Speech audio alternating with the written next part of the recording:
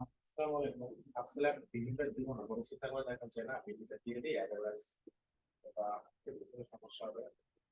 তো আমি একটু আস্তে আস্তে কথা বলতেছি, কাইন্ডলি সবাই একটু শুনে নিবেন।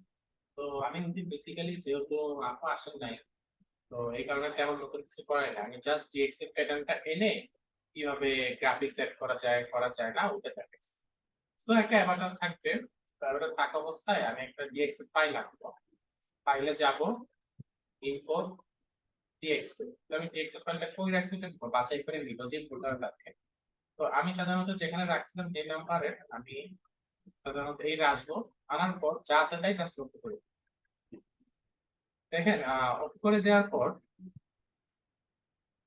এই পার্টগুলো এসে পড়বে। তো আমি জাস্ট বেসিক একটা পার্ট দেখাই দিই, যেহেতু আমার শরীর খারাপ, আশা করি আপনারা জানেন কিভাবে কি হবে।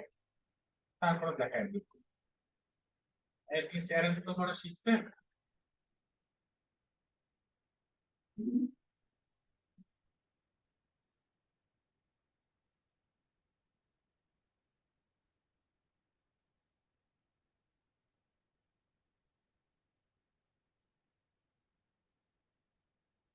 আপনারা চাইলে একবার করতে পারেন, অথবা আলাদা আলাদা করে, যেমন প্রথমে বডি করবেন। ধরেন একটা জিনিস দেখাই, যেমন প্রথমে আমি বডি করি, তাহলে তো আপনার আবার ভুলে যাবে, মানে কনফিউজ হয়ে যাবে। ধরেন ফার্স্ট আমি বডি একটু সিল করবো, বাকি সব নিচে পড়ে গেল, পরে যাক কোনো সমস্যা নেই। ধরেন এটা নিচে, কথা কথা ধরেন এটা নিচে পড়ে গেছে, এটা সিলেক্ট করবেন, right button, reset 3D arrangement, right button, reset 3D arrangement, right button, right button, reset 3D arrangement. আচ্ছা, সেটা করবেন।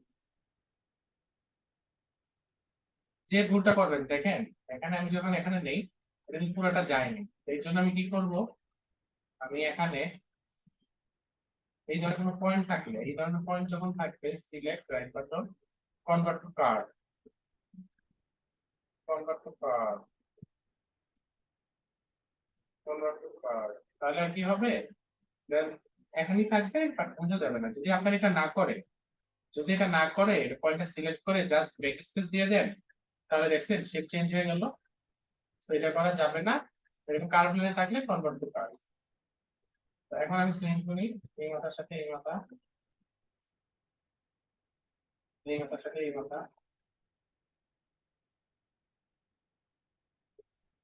এই মাথার সাথে এই মাথা,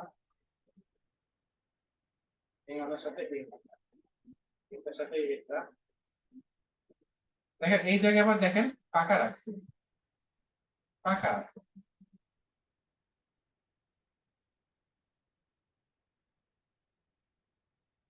আমি নিকটা ঠিক করে জয়েন করবো। আমি নিকটা জয়েন করতেছি, এখানে দিলাম, হ্যান্ডেল করে ডট করে দিলাম।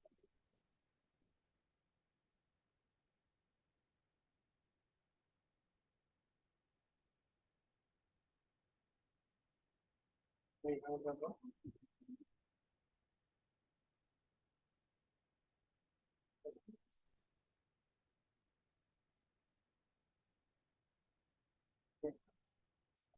লাগাই দিলাম।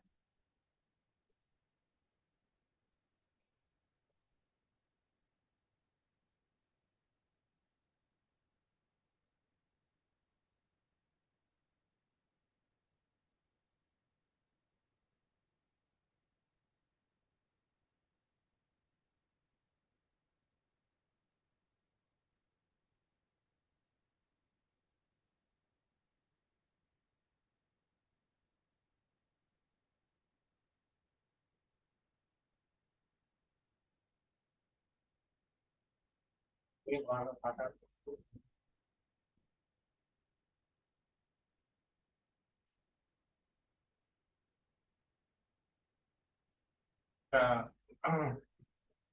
তো লাইনটা আনবো, আবার কেউ চুজ করে আমরা যদি জানি।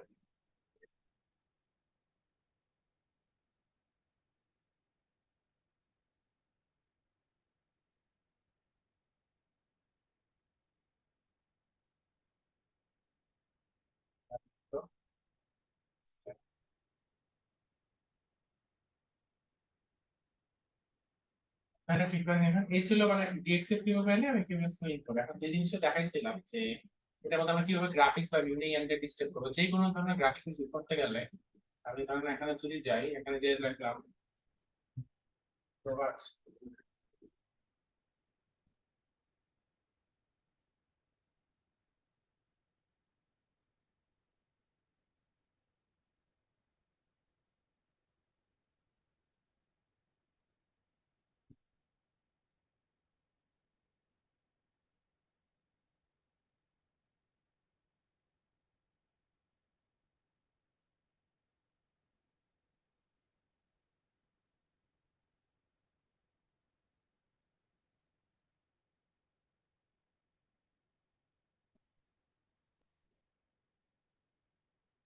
স্যার আমি একটু সময় নিচ্ছি।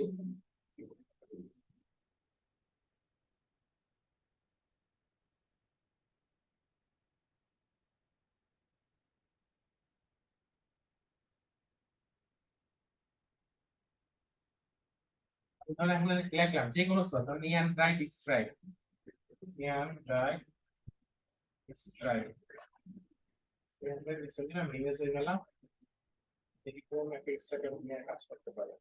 তারপর সুন্দর ছিল স্ট্রাইক, হ্যাঁ ব্রাইট স্ট্রাইক সরাজ।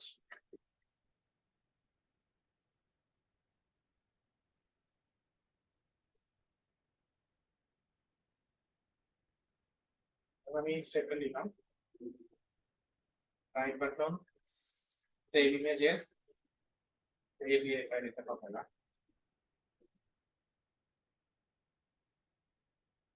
রাইট বাটন সেভ ইমেজেস, দেওয়া হবে না এই ফাইল।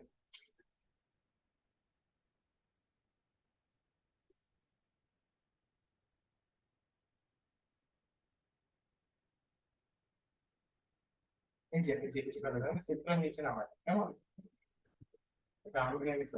আমরা কি করবো, ডাউনলোড ছিল তো, তো আমি ফেভারিটটাতে ক্লিক করবো, করার পর এখানে টেক্সচার অপশনটা আসবে, এই টেক্সচারে যাব, আমি যেই পিকচারটা আমি এখানে প্যাটার্নে দিতে চাই, আমি যেই পিকচারটা দিতে চাই ডাউনলোড করে আমি এটা দিলাম, ওপেন করলাম, দেখেন এখানে স্টেপটা এসে গেছে।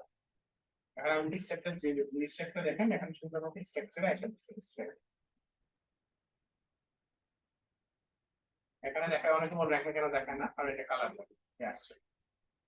এখন চাইলে এই এখানে একটা অপশন আছে দেখেন, এই যে এটা 3 নাম্বারটা, এটা ক্লিক করার পর আমি এটা বড় করতে পারি, দেখছেন বড় করতেছি যে, আবার এই এখানে এখানে দিয়ে মাউস দিয়ে শিফট চেপে গ্রেডিয়েন্ট চেঞ্জ করে দিচ্ছি, দেখছেন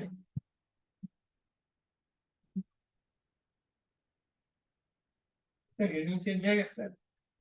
এটা ক্লিক করে এখানে ছোট বড় উপরে নিচে পাশাপাশি করতে পারবেন। তারপর আবার যদি চান এটা আমার ভালো লাগে না ডিলিট করে ফেলবো, এদিকে যাবেন, এই টেক্সচার এটা ডিলিট করে দিবেন, আবার এই যে ইচ্ছা মতো যে কোনো কিছু আনতে পারেন পৃথিবী। আবার যদি বলেন যে এখানে গ্রাফিক্স অ্যাড করবেন, তো এখানে অপশন আছে দেখেন, ধরেন এই যে গেলাম, আমি যাওয়ার পর এখানে লোগো অ্যাড করবো, মনে করেন এটা আমার লোগো, ক্লিক করলাম, ওপেন করলাম, এখানে বসাই দিলাম, বসানোর পর ওকে দিলাম।